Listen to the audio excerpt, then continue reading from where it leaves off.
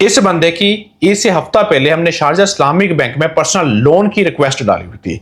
आज ईद खत्म हो गई है और पहला दिन है काम का, और आज ही इसकी अप्रूवल जो है वो आ गई है कि पर्सनल लोन जो इसकी रिक्वेस्ट डाली हुई थी वो अप्रूव हो चुकी है बैंक की तरफ से।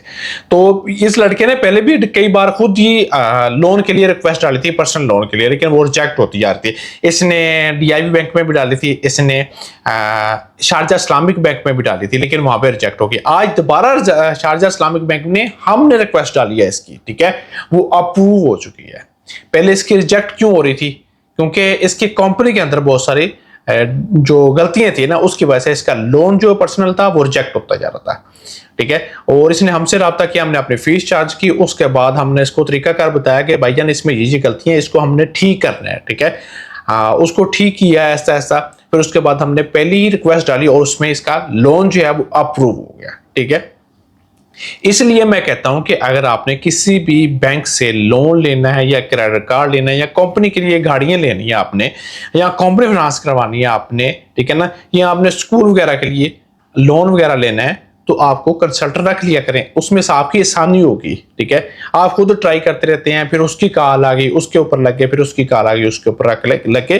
तो इस तरीके से अगर आप अप्लाई करते रहते हैं और बैंक आपको रिजेक्ट करता रहता है, तो आपका जो क्रेडिट स्कोर है वो डाउन होता रहता है। पहले भी बहुत सारे बंदों को मैंने तरीकाकार बताया था कि अगर आपने बैंक से लोन लेना है तो आप डायरेक्ट बैंक में भी जा सकते हैं, और बैंक में जाते हैं, बैंक में जाके आप प्रोवाइड करते हैं अपने डॉक्यूमेंट्स, बैंक उसको चेक करता है कि आप एलिजिबल हैं या नहीं। अगर आप एलिजिबल नहीं होते तो बैंक कहता है कि आप लोन नहीं ले सकते, ठीक है। बैंक आपको बताता है कि ये गलतियां आपके अंदर है, और उस गलतियों को ठीक किसने करना है वो हम बताते हैं। वो एक लीगल कंसल्टेंट होता है, वो आपको बताता है कि आपने ये गलतियां इस तरीके से ठीक करनी है ताकि आपका नुकसान भी ना हो और आपका लोन वगैरह वो भी अप्रूव हो जाए।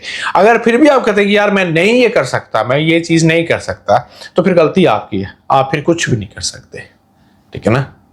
आप ये गलती ठीक नहीं करते तो आप कुछ नहीं कर सकते, फिर रिजेक्ट ही होना है। जिस बैंक में आप मर्जी अप्लाई करें रिजेक्ट ही होना है। इस बंदे को हमने बताया था कि भाईजान आपकी कंपनी के अंदर ये गलती चीजें, ठीक है, उस कंपनी के अंदर ये चीजें ठीक करनी पड़ेंगी आपको।